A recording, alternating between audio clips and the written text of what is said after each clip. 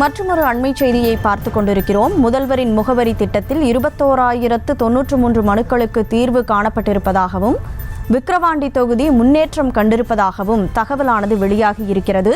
கூடுதல் விவரங்களோடு செய்தியாளர் ராஜேஷ் இணைப்பில் இருக்கீங்க.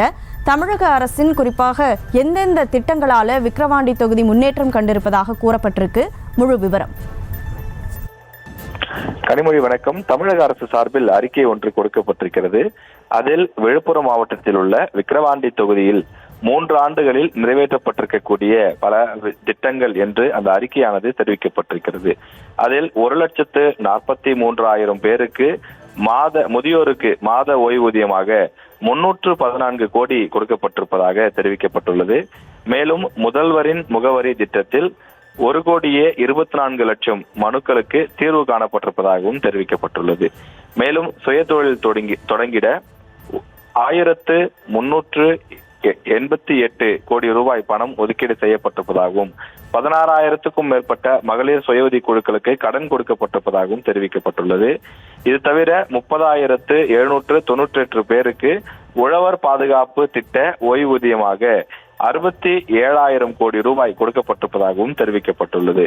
தொடர்ந்து கலைஞர் மகளிர் உரிமை தொகை 3,49,000 குடும்ப தலைவிகளுக்கு மாதம் 1000 என வழங்கி மக்களை காக்கும் மகத்தான அரசாக தமிழக அரசு விளங்குகிறது என்றும் இதன் மூலமாக தெரிவிக்கப்பட்டிருக்கின்றது. தமிழக முதலமைச்சர் மு.க.ஸ்டாலின் அவர்கள் ஒவ்வொரு துறையிலும் பல்வேறு திட்டங்களை செயல்படுத்தி வருகின்றார் என்று குறிப்பிட்டிருக்கக்கூடிய இந்த அறிக்கையில் தொடர்ந்து காலை உணவு திட்டத்தின் மூலமாக விழுப்புரம் மாவட்டத்தில் 63,168 மாணவர்களும், விக்கிரவாண்டியில் 10,651 மாணவர்களும் சூடான சுவையான சிற்றுண்டி உட்கொண்டு கல்வியை தொடர்கின்றனர் என்று தெரிவிக்கப்பட்டுள்ளது. இது தவிர இல்லம் தேடி கல்வி திட்டம், நான் முதல்வர் திட்டம், விடியல் பேருந்து பயண திட்டம், கலைஞர் மகளிர் உரிமை தொகை திட்டம், நகை கடன் தள்ளுபடி திட்டம், மக்களை தேடி மருத்துவம் என லட்சக்கணக்கான பயணிகள் பயனடைந்திருப்பதாக தமிழக அரசு சார்பில் தெரிவிக்கப்பட்டுள்ளது. இதே போல வருமுன் காப்போம் திட்டத்தின் மூலம் 78 மருத்துவ முகாம்கள் நடத்தப்பட்டு அதன் மூலம் ஆயிரக்கணக்கானோர் பயனடைந்திருப்பதாகவும் தமிழக அரசின் சார்பில் தெரிவிக்கப்பட்டுள்ளது.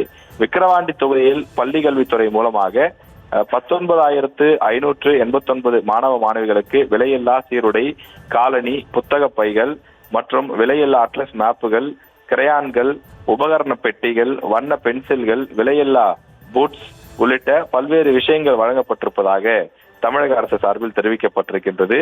இது தவிர வன்னியர் இடஒதுக்கீட்டிற்காக போராடி உயர்நீத்த அந்த தியாகிகளுக்கு குடும்பங்களுக்கு உதவித்தொகை, நிதி உதவித்தொகை வழங்கப்பட்டிருப்பதாகவும் 20% இடஒதுக்கீடு கோரி 1987 ஆண்டு வன்னியர் சங்கத்தினர் நடத்திய போராட்டத்தில் உயிர்நீத்த 27 பேரின் குடும்பங்களுக்கும் உதவித்தொகை மற்றும் வாரிசுகளுக்கான குடும்ப ஓய்வூதியம் வழங்கப்பட்டிருப்பதாகவும் பட்டியலிடப்பட்டிருக்கிறது. இது தவிர கோவிந்தசாமி நினைவரங்கம் கட்டக்கூடிய அந்த பணிகளானது தொடர்ந்து நடைபெற்று வருவதாகவும் தமிழக அரசு சார்பில் தெரிவிக்கப்பட்டுள்ளது.